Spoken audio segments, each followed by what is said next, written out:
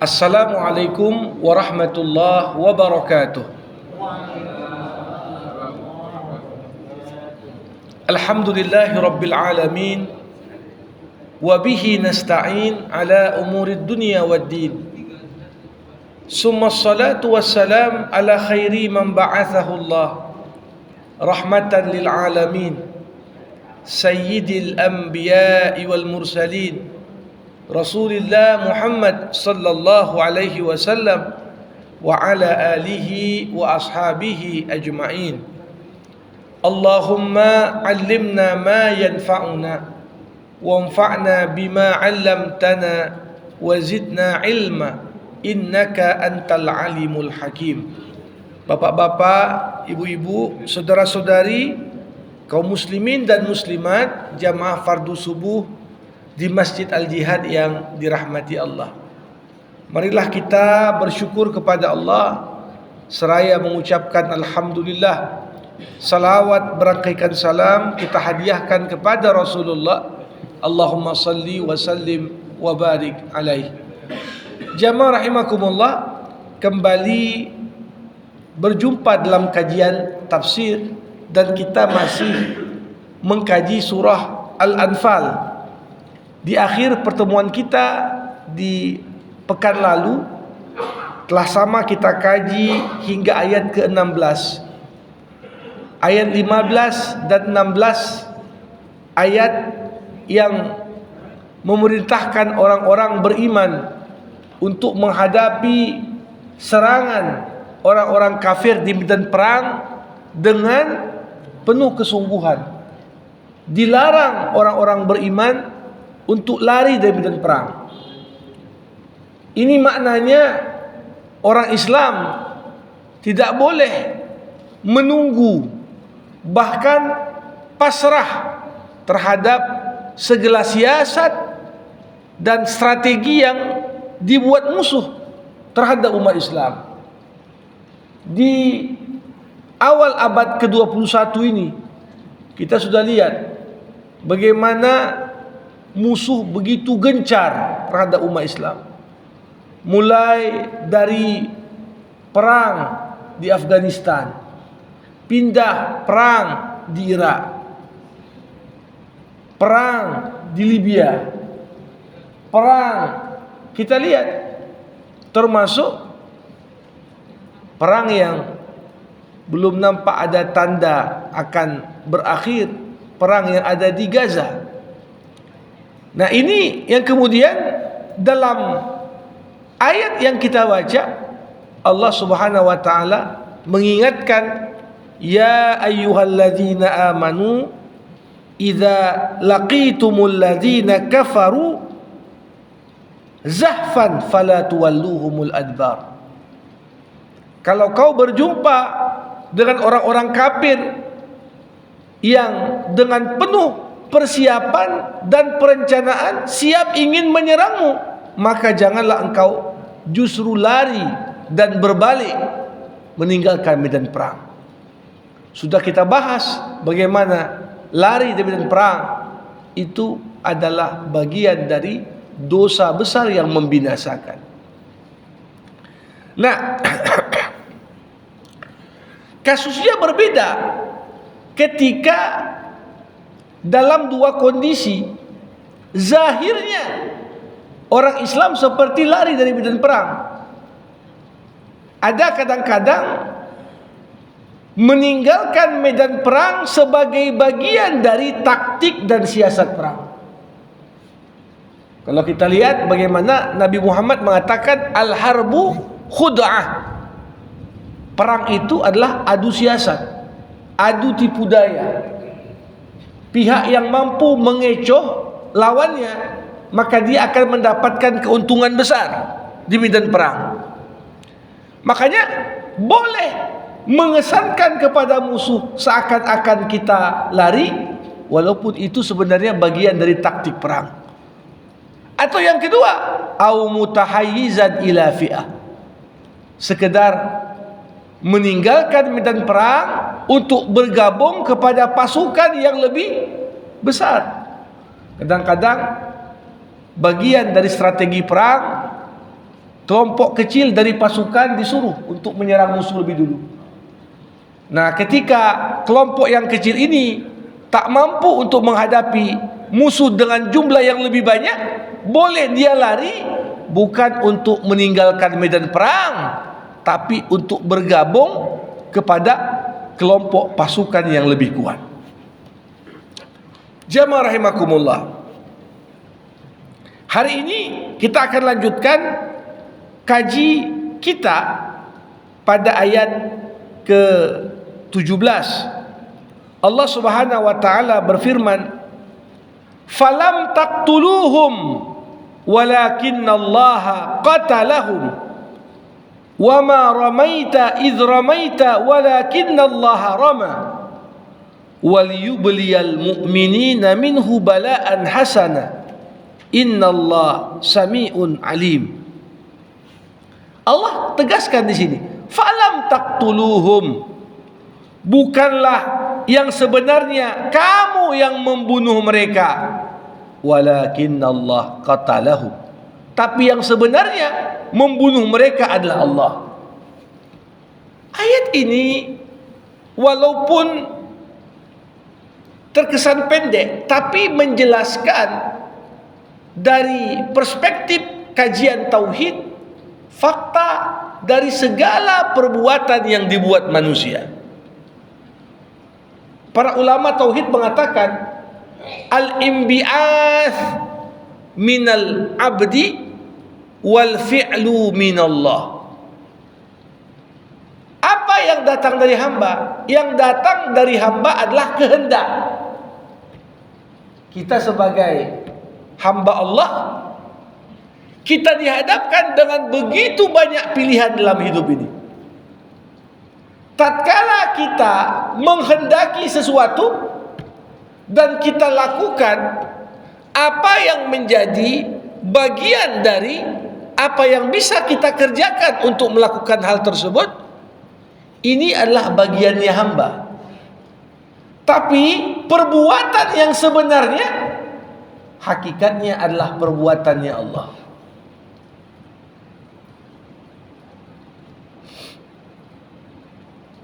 Kita punya kehendak.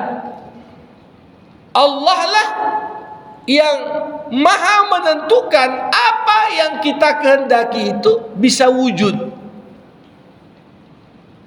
Di medan perang, orang-orang beriman punya dua pilihan: hadapi musuh atau lari dari medan perang. Seketika kita memilih pilihan hadapi musuh, gunakan sedaya upaya yang kau miliki. Apakah zaman dulu dengan pedang, apakah zaman sekarang dengan persenjataan jarak jauh yang kita punya, itu pilihan kita. Namun apa yang kita kehendaki dan apa yang kita lakukan dari langkah-langkah awal itu tidak akan menghasilkan satu hasil kecuali karena keterlibatan perbuatan Allah di sana. Makanya pernyataan pembuka dari ayat ini dikuatkan lagi, wa ma ramaita idh ramaita walakinnallaha rama. Ketika seorang melempar senjatanya terhadap musuh, sesungguhnya hakikatnya yang melempar musuh itu bukanlah hamba, tapi yang melempar itu adalah Allah. Jadi kita akan diberikan ganjaran oleh Allah sesuai dengan apa yang kita pilihkan. Setelah kita punya kehendak, kita lakukan langkah-langkah untuk mewujudkan kehendak itu. Namun terwujudnya apa yang kita kehendaki itu esensinya adalah perbuatan Allah Subhanahu wa taala. Maka ketika sukses, jangan lupa, banyak orang ketika sukses dia lupa, seakan-akan dia yang menentukan di situ. Nah, saya telah ceritakan di beberapa pertemuan sebelumnya bagaimana Nabi Muhammad sallallahu alaihi wasallam sebelum perang Badar dimulai, Nabi Muhammad tatkala selesai dari doanya, keluar dari tendanya, ketika itu musuh sudah di depan mata, menunggu detik-detik dimulainya perang. Nabi Muhammad sallallahu alaihi wasallam kemudian mengambil segenggam pasir dari medan Badar, tempat terjadinya perang. Setelah itu apa yang Nabi lakukan? Dengan segenggam pasir yang ada, Nabi lemparkan ke arah musuh. Dan qadarullah, dengan kehendak Allah, tidak ada satupun musuh yang menghadapi umat Islam di medan perang Badar ketika itu, kecuali tatkala Nabi lemparkan kepada mereka pasir, masuk bagian dari pasir ke mata mereka. Nah, ini maknanya apa? Kalau dikembalikanlah kepada perbuatan hamba, sehebat apa? Musuh ada 1000 orang lebih. Berapa pasir yang digenggam? Ketika Nabi melempar, siapa yang mengarahkan pasir itu sampai kepada mata masing-masing dari musuh? Nah, ini di luar kuasa manusia. Di luar kuasa manusia. Karenanya Allah katakan, "Wa ma romaita." Muhammad, kau yang lempar pasir itu. Wa ma romaita idh romaita. Bukan kau yang lempar, walaupun kau yang lempar. Maknanya apa? Ada tampilan zahir yang lempar Muhammad, tapi lemparan itu pada hakikatnya yang membuatnya sampai mengenai mata setiap kafir Quraisy yang akan bertempur di medan perang Badar, kena mata masing-masing. Siapa yang mengenakannya? Apakah Muhammad? Tidak. Walakinnallaha rama. Maka ayat ini selalu menjadi inspirasi bagi umat Islam di medan perang. Satu sisi Allah minta umat Islam siapkan kekuatan. Kalau kita lihat bagaimana saudara-saudara kita di Gaza, di tengah boikot dunia terhadap mereka, di tengah ditutupnya jalur perbatasan, tapi bagaimana dengan segala keterbatasan itu, tatkala mereka laksanakan perintah Allah, wa a'iddu lahum mastata'tum min quwwah, persiapkan untuk menghadapi musuh senjata yang kau bisa. Dibuatlah secara sederhana senjata-senjata yang ada, mulai dari rudal yang sederhana, mulai dari sekarang sudah masuk kepada teknologi drone. Ya, bukan hanya musuh saja yang punya drone. Orang Islam pun siapkan juga dengan keterbatasan. Tapi kita melihat bagaimana sering sekali pemberitaan dunia membandingkan senjata yang dipakai tentara Israel dengan senjata yang dipakai oleh sayap militer Hamas. Dari sisi pembiayaan gak ada bandingan. Satu dengan menggunakan pipa PVC, ya, apa yang tersedia. Tapi dampak yang ditimbulkan oleh senjata itu dalam menghasilkan kerugian terhadap musuh, semuanya kalau sekedar direnungkan dengan logika dan rasional gak masuk akal. Kenapa? Ya, musuh sudah punya rudal yang bisa dikendalikan jarak jauh, bisa bergerak sesuai dengan bagaimana musuh bergerak. Di sisi lain, bagaimana mereka berusaha dengan sekuat tenaga, tapi kuncinya apa? Sebelum para mujahidin lepas rudal itu, yakin betul dia pada ayat, wa ma ramaita idh ramaita walakinnallaha rama. walaupun kami yang lepaskan rudal ini, sesungguhnya bukan kami yang lemparkan rudal ini, Allah lah yang lemparkan.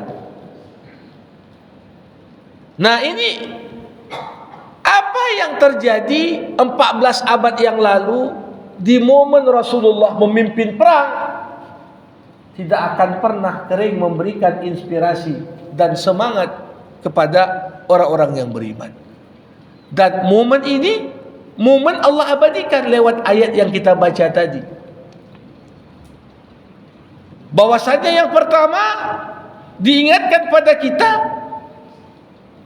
kehendak datang dari hamba yang punya keinginan, yang memilih kita, tapi yang menyempurnakan perbuatan itu adalah Allah Subhanahu wa taala.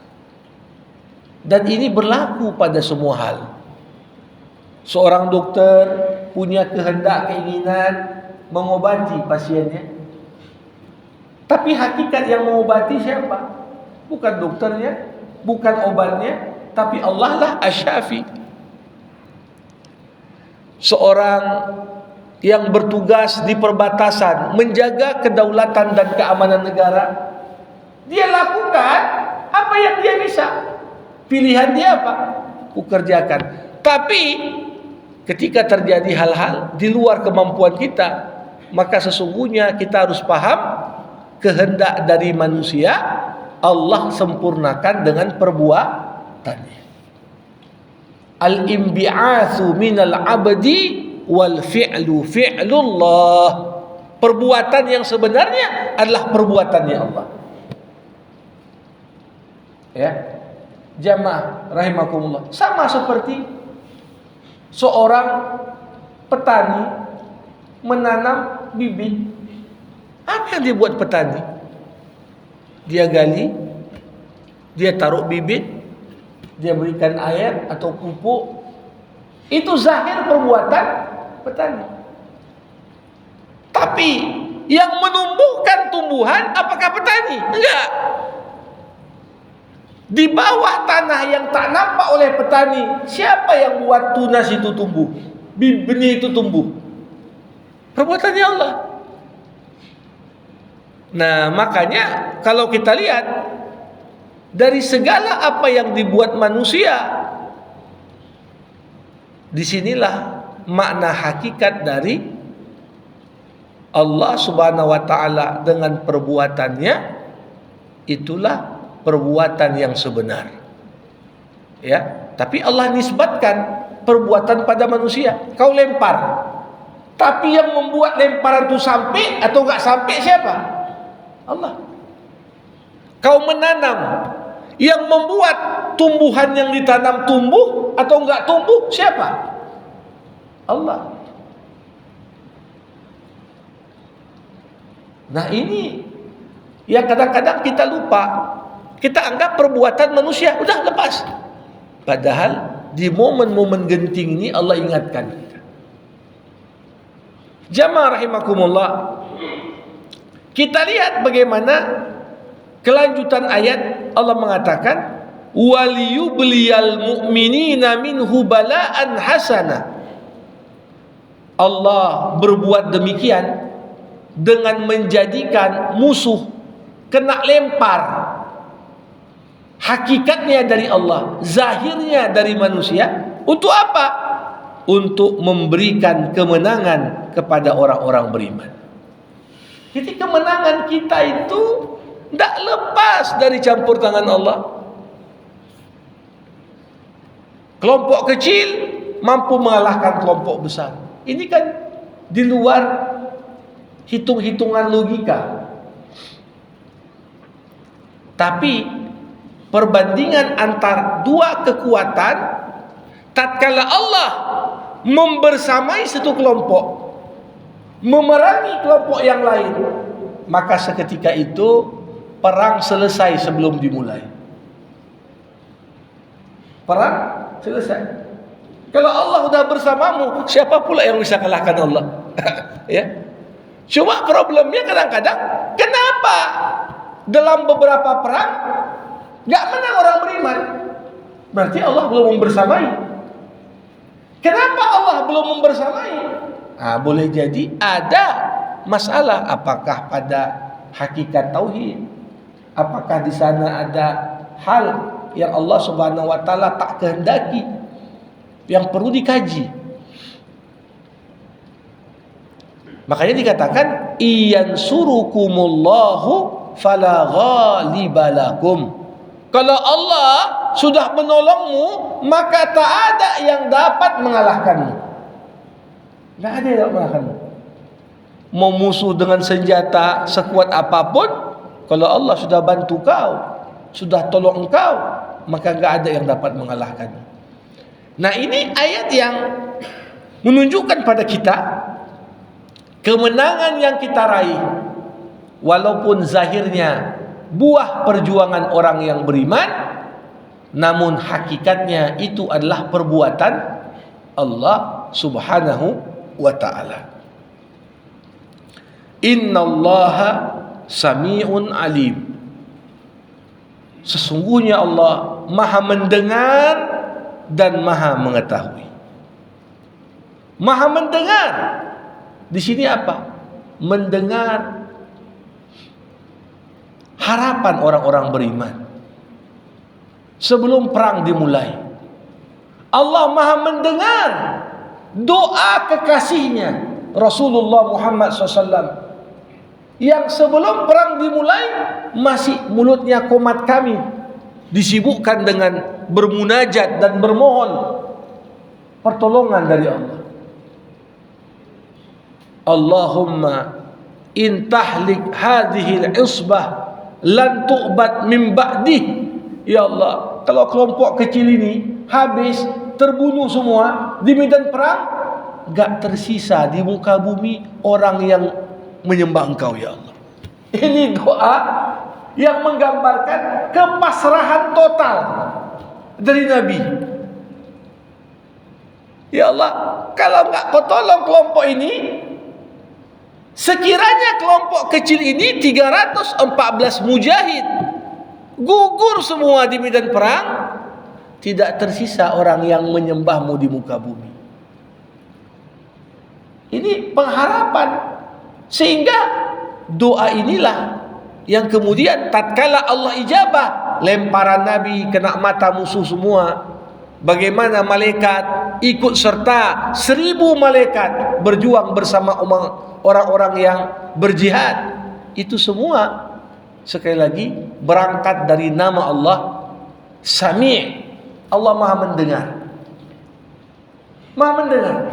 Jangan pernah kita menganggap Allah itu enggak dengar permohonan kita.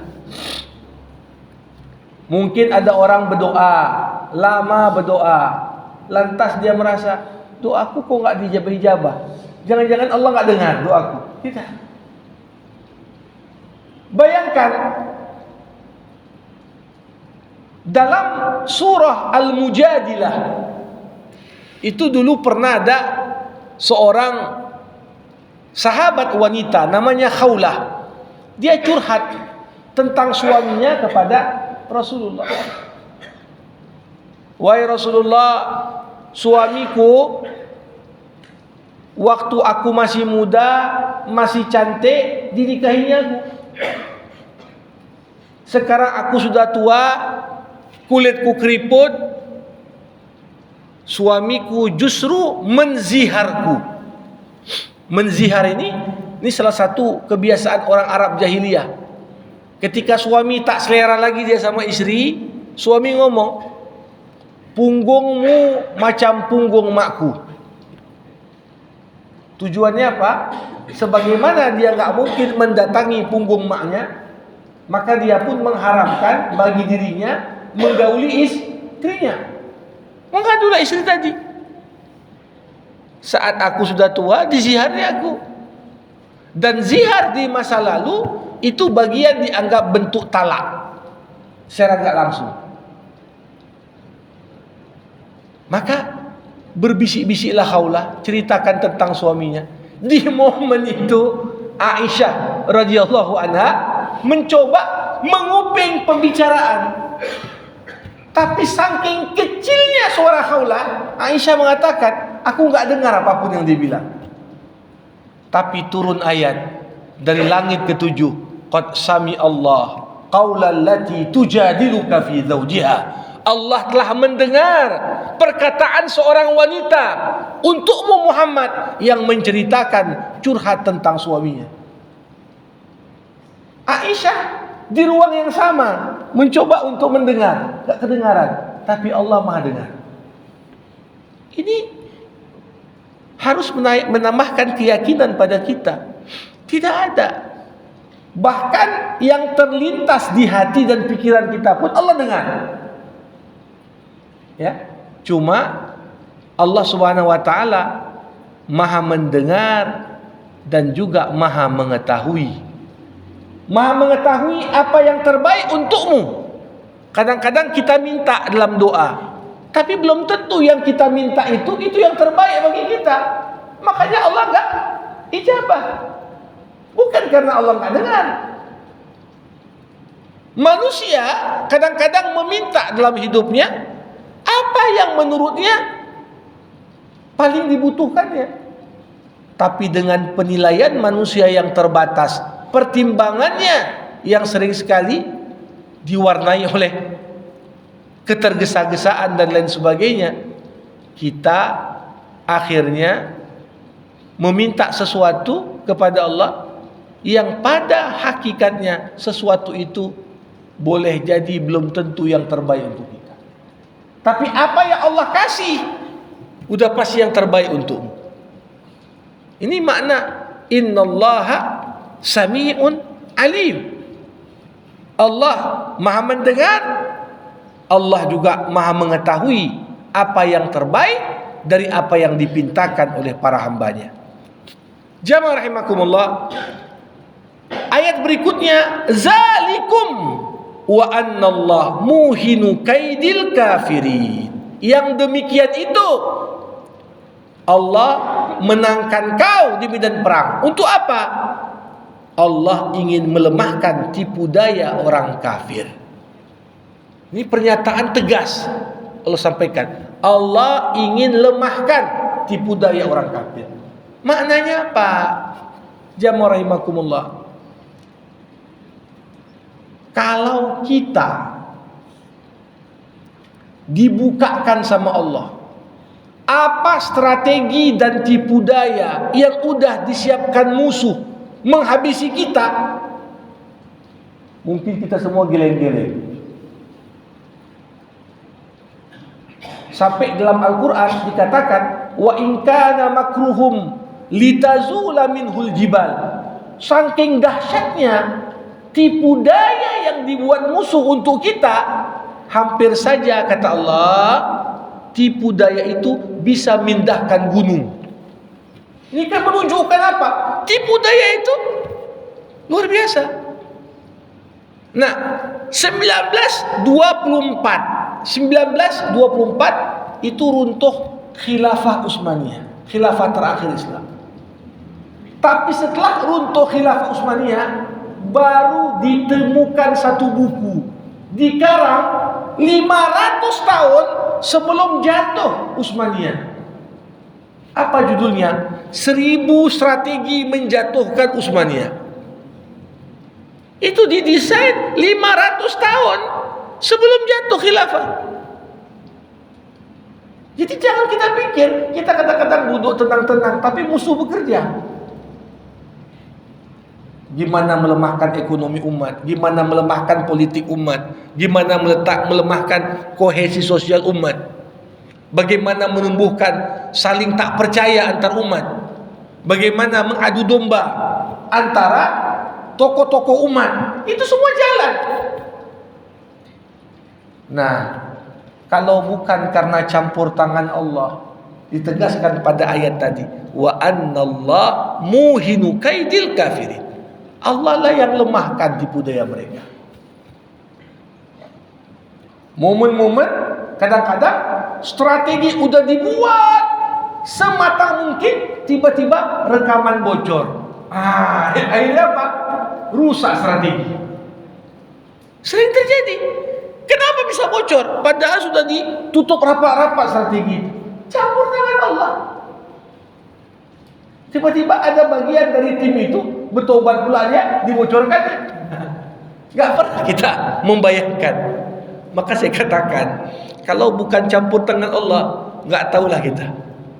Makanya dikatakan, jamaah rahimakumullah, menghadapi tipu daya yang begitu canggih dan luar biasa tadi, apa tanggung jawab kita? Allah katakan dengan sederhana sekali, wa in tasbiru wa tattaqu la yadurrukum kaiduhum syai'a. Kalau kau sabar, kalau kau bertakwa, sedikit pun, kata Allah, tipu daya musuh tidak akan mencelakakanmu. Tipu daya musuh tak mencelakakan. Kapan? Kalau kita sabar, kalau kita bertakwa. Itulah kunci kapan Allah campur tangan merusak tipu daya musuh. Tapi kalau kita udah gak sabar, gak bertakwa lagi, kira-kira apa yang membuat Allah mau melemahkan tipu daya musuh?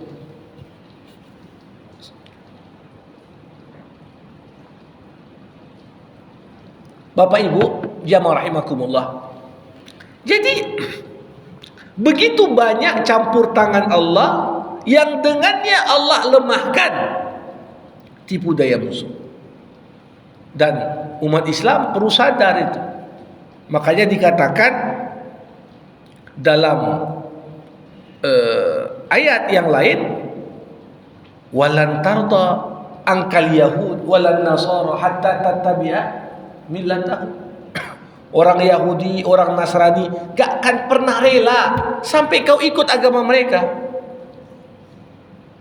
Dikatakan dalam ayat yang lain, wala tajidanna ahrasan nas ala haya al-yahud walladina asyraku wa tajidanna ya ashaddan nasi adawatan lil ladzina amanu al-yahuda walladina asyraku.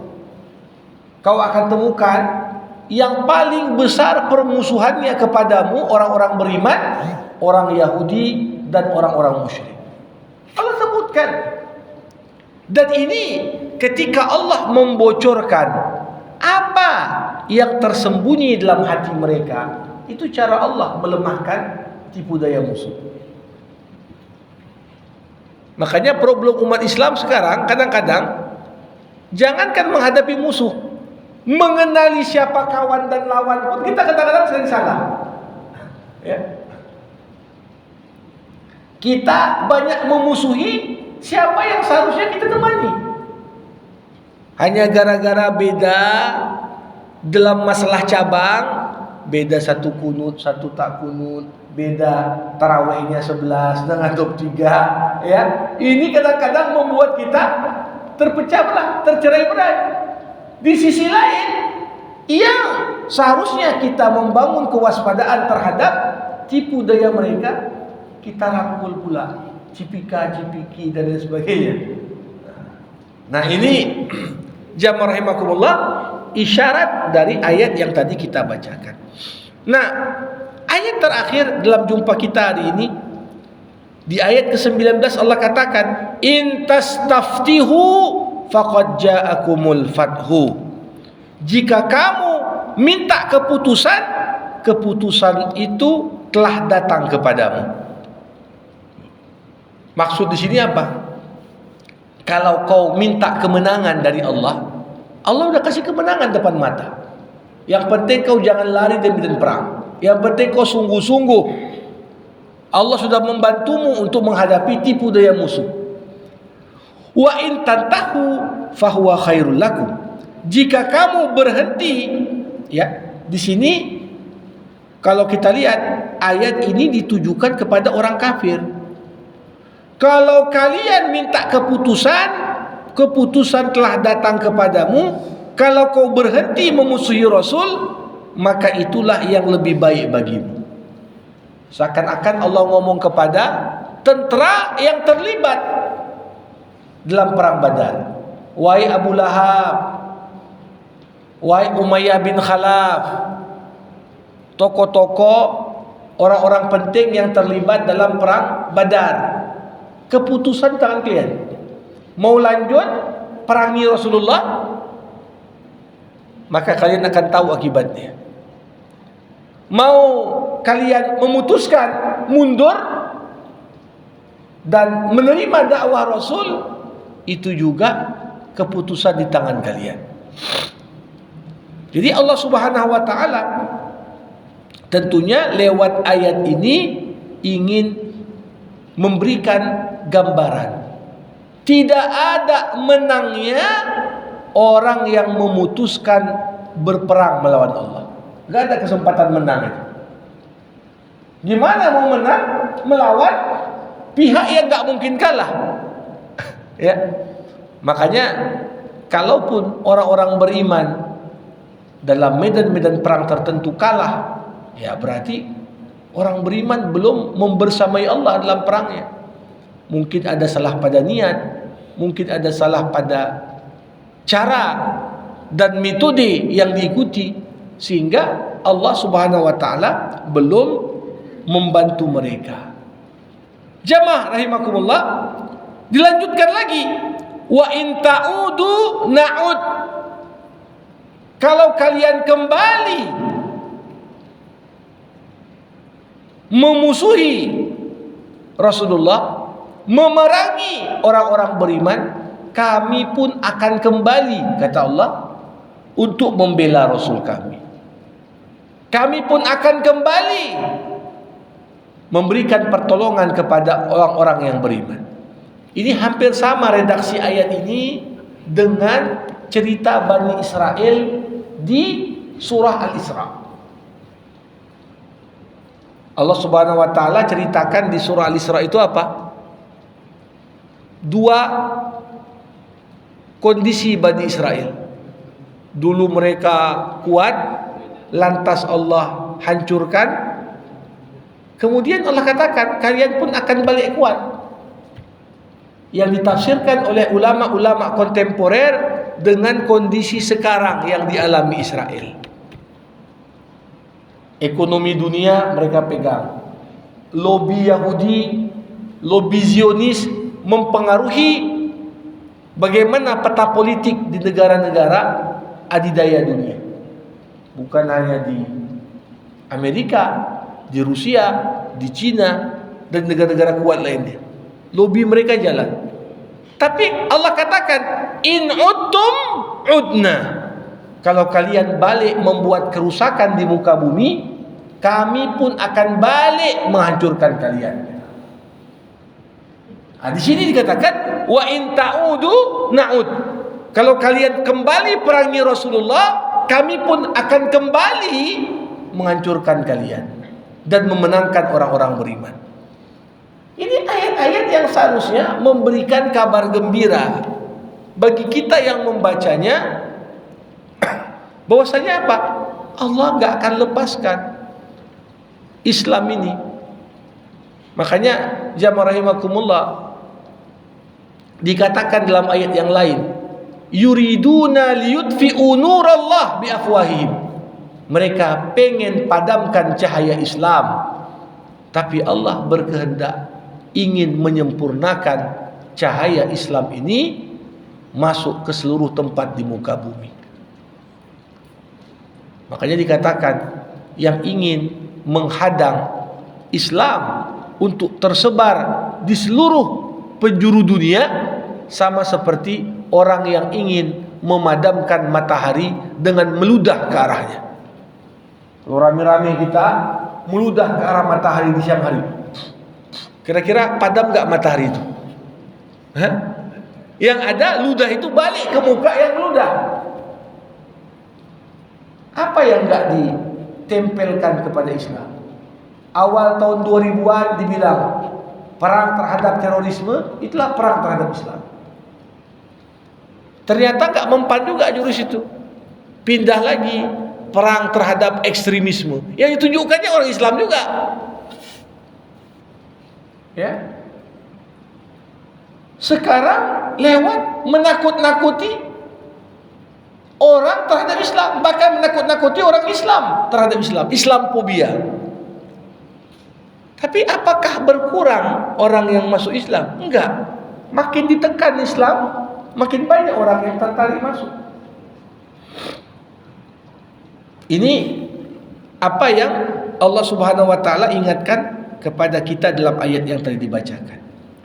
Nah, selanjutnya Allah katakan walan tughniya ankum fi'atukum syai'a. Pasukanmu yang banyak, kata Allah kepada orang kafir, sedikit pun takkan dapat menolak darimu bahaya sedikit pun. Ini kalau kita lihat dari sisi kekuatan alutsista militer, itu Israel termasuk di antara negara yang paling canggih.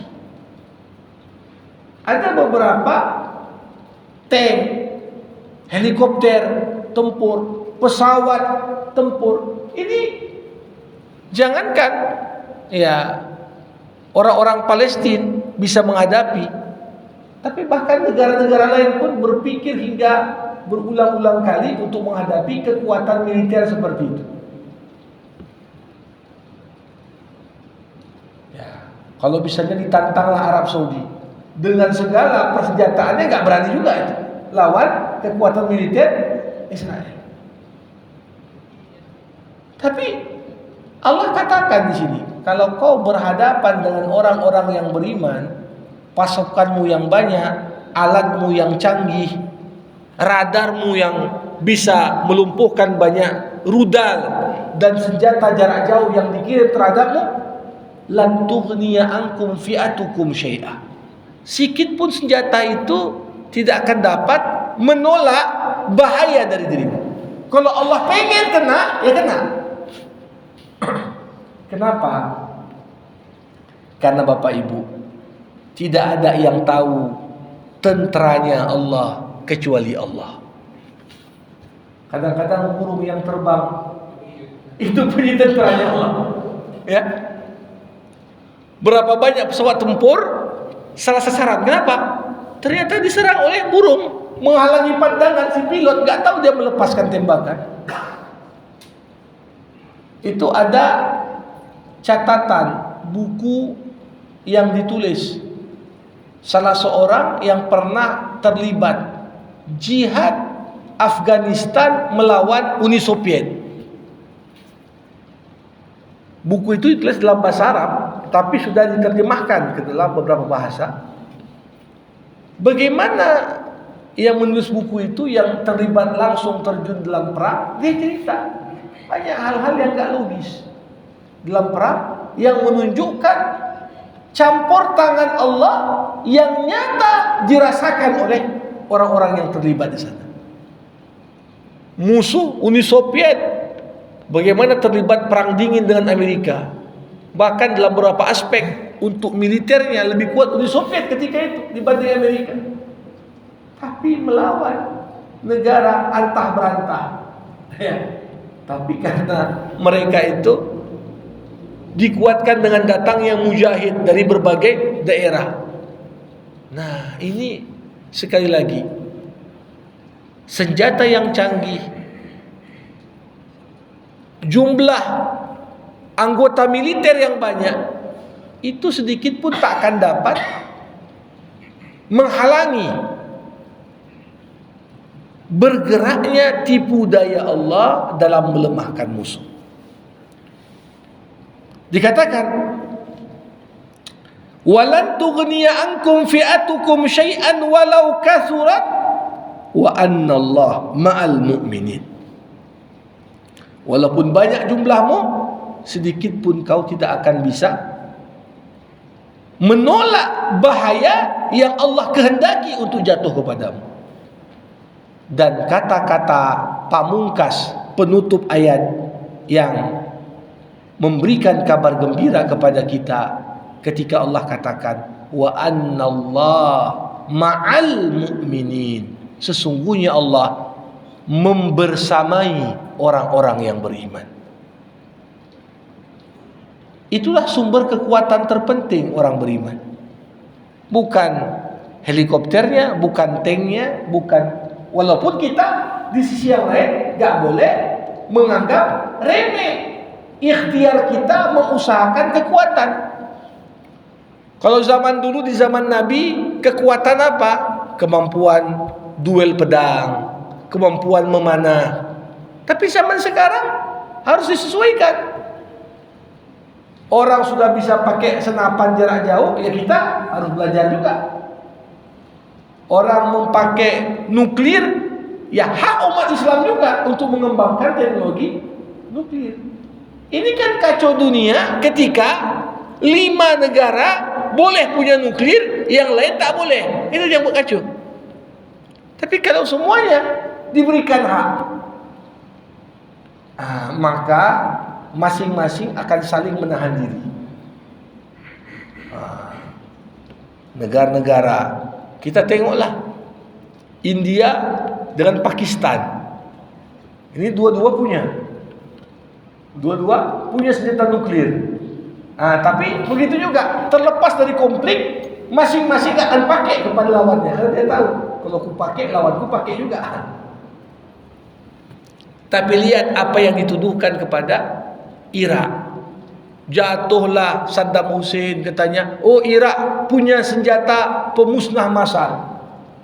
Sampai dilanggar aturan internasional, bisanya negara berdaulat diserang negara lain.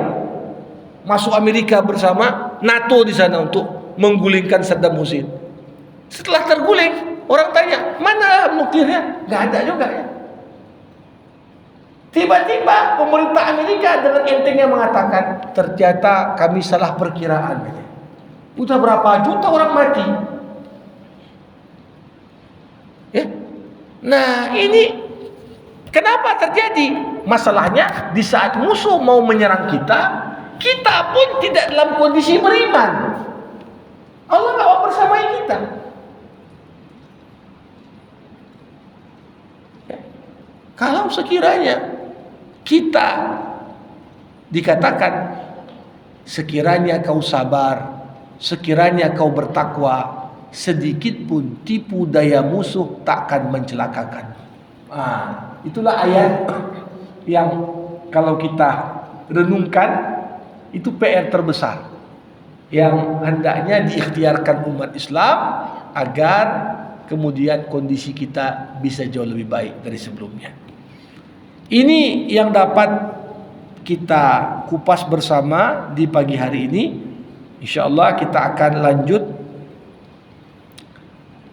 pada pertemuan berikutnya, ayat ke-20 ya. Sebelum saya menutup kajian hari ini, kita bukakan kesempatan yang mau bertanya, berkomentar, untuk mengajukan pertanyaan. Dipersilakan.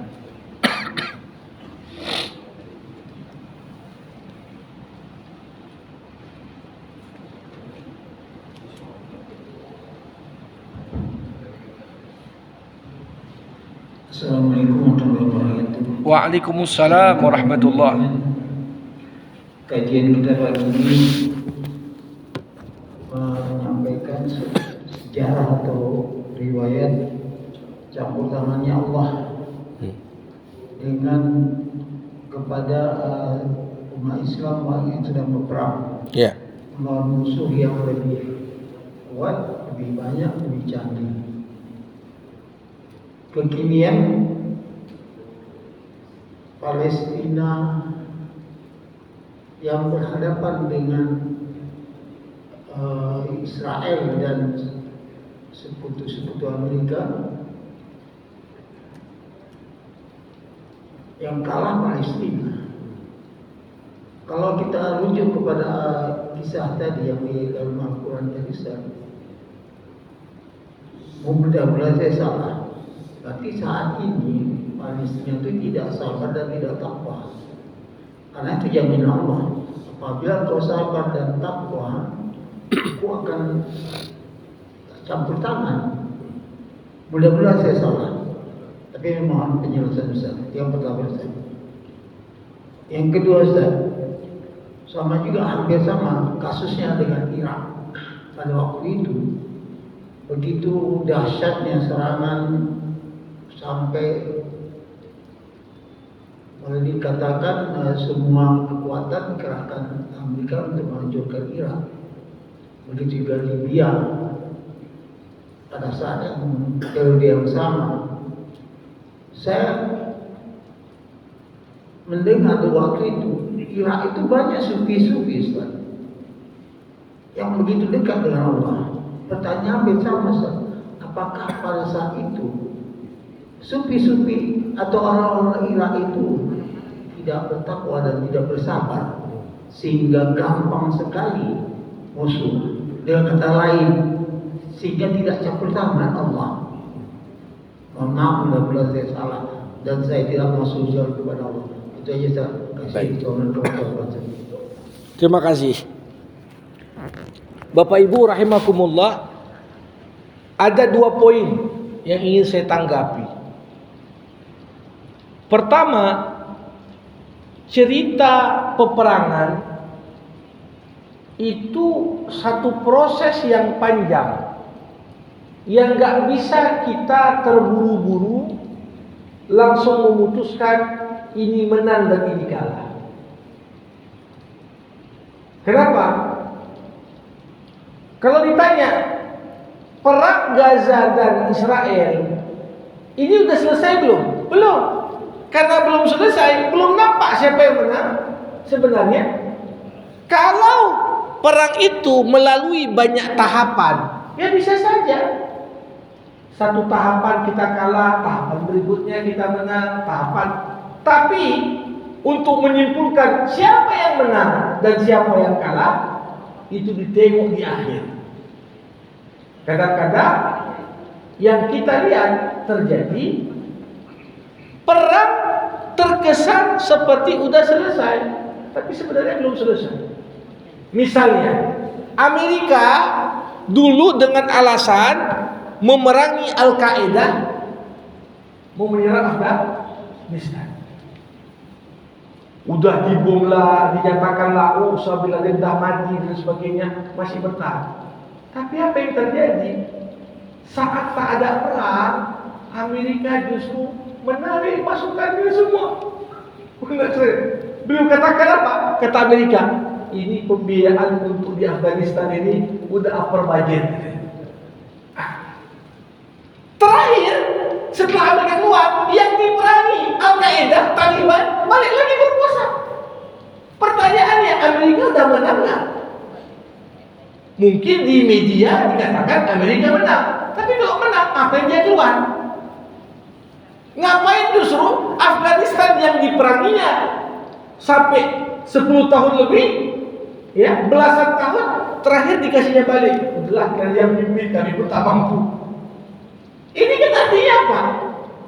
Dan luar biasanya pemerintahan Taliban itu, Afghanistan yang dulu rusak masa Amerika dengan heroin, dengan narkoba, sekarang membangun udah bersih sekali. Dari sisi ya, rusaknya mental dan karakter negaranya. Jadi tahapan-tahapan tertentu menang kalah gantian itu biasa, tapi kemenangan itu hanya dinilai di akhir. Kalau satu tahapan menang, belum bisa dianggap menang. Kenapa? Masih berlanjut. Ini komentar saya pertama. Yang kedua, dalam memahami kriteria menang, ini pun kita sering sekali salah dalam mengukurnya. Kita anggap yang banyak terbunuh berarti kalah, yang sedikit terbunuh berarti menang. Apakah betul standar itu? Enggak. Kemenangan sebenarnya adalah ketika prinsip yang kita perjuangkan itu yang tegak. Itulah menang yang sebenarnya. Jadi misalnya lah konteks di Amerika nyerang Irak tadi, udah selesai, udah terguling Saddam Hussein. Tapi ujungnya setelah digulingkan, apakah padam semangat berislam di sana? Enggak, justru makin tumbuh. Berarti prinsip tujuan Amerika untuk perang enggak tercapai. Tujuan Amerika menggulingkan Gaddafi, nggak tercapai. Tapi justru yang terjadi apa? Apa yang jadi prinsip lawannya itu nggak yang tegak. Nah, jadi kita lihat dalam sejarah ada namanya Ashabul Ukhdud. Ashabul Ukhdud. Qutila ashabul ukhdud an-nari dzatil waqud idhum 'alaiha qu'ud wa hum 'ala ma yaf'aluna bil mu'minina syuhud. Ini terjadi kisahnya apa Ashabul Ukhdud nih?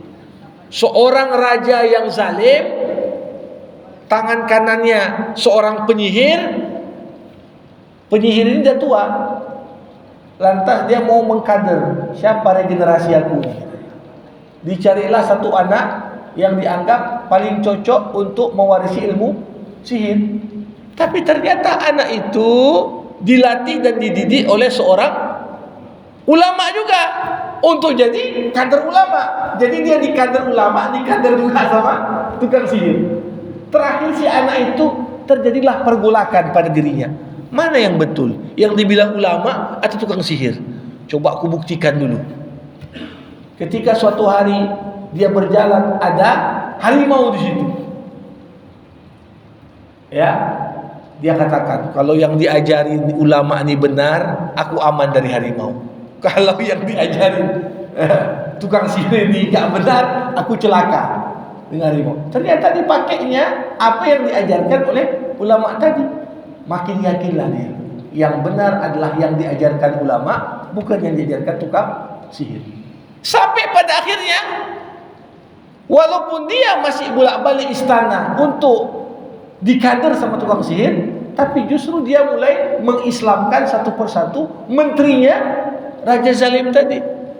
Ada menteri yang buta, disembuhkan matanya. Hebat kali sihirmu sekarang ya, kata menteri itu. Bisa kau sembuhkan mata? Bukan. Aku bukan pakai ilmu dukun itu. Aku pakai ilmu ulama ini. Supaya kau sembuh, kau baca bismillah. Akhirnya tersebar. Raja tengok, matamu kok tak bisa tengok? Siapa yang obati? Si gulam, anak itu. Wah, akhirnya raja pun mau jumpa. Dan disitulah terang-terangan si anak tadi menantang raja. Dia katakan, raja, ya, kau akan celaka kalau kau paksa orang menyembah dirimu. Tuhanku cuma satu, itulah Allah. Akhirnya raja murka, anak itu mau dibunuh. Diajari, ya udah, bawa aja aku pakai kapal, kalian buang aku ke laut. Dibawa pakai kapal, mau dibawa ke laut. Ternyata anak itu gak mati juga.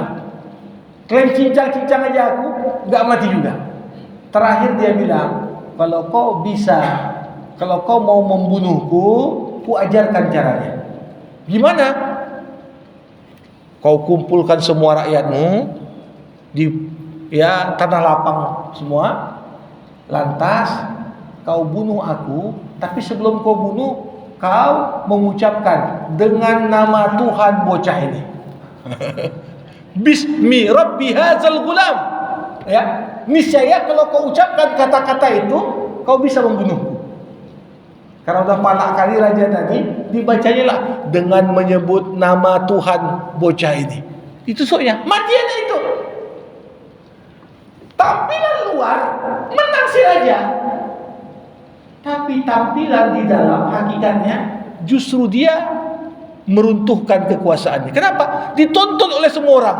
Berarti yang hebat bukan raja, tapi Tuhan bocah itu. Saking marahnya si raja, semua yang mengucapkan syahadat dimasukkannya ke dalam parit. Parit itu berisi api, dibakarnya satu-satu. Tapi walaupun rakyat yang mati semua, apakah kemudian menang prinsip yang diperjuangkannya? Enggak. Justru orang makin kuat untuk berislam. Ini yang saya katakan tadi. Apakah menang Israel di Palestina? Di Gaza? Tidak. Kenapa? Kesadaran orang Gaza untuk makin militan memperjuangkan Islam bukannya berkurang, malah bertambah. Bayi-bayi itu malah nangis kalau dia nggak dipersiapkan jadi mujahid. Nah ini artinya apa? tolok ukur kita terhadap kemenangan kadang-kadang beda. Kemenangan sebenarnya adalah ketika prinsip yang kita perjuangkan itulah yang tegak, itulah menang yang sebenarnya. Walaupun kita yang berjuang mati, gak apa-apa kita berjuang, tapi cita-cita kita tegak. Ya, ini yang saya ingin komentari. Mudah-mudahan bisa terjawab. Ya, jadi hikmah Allah di balik ketetapannya, nggak semata-mata kita katakan, wah ini kalau nggak dibantu lewat ayat sesuatu yang luar biasa berarti Allah lepas. Tidak. Boleh jadi Allah menghendaki itu karena ada tujuan lain yang ingin Allah wujudkan lewat perang tadi. Mudah-mudahan bermanfaat. Mari sama kita tutup dengan doa. Alhamdulillahirabbil alamin.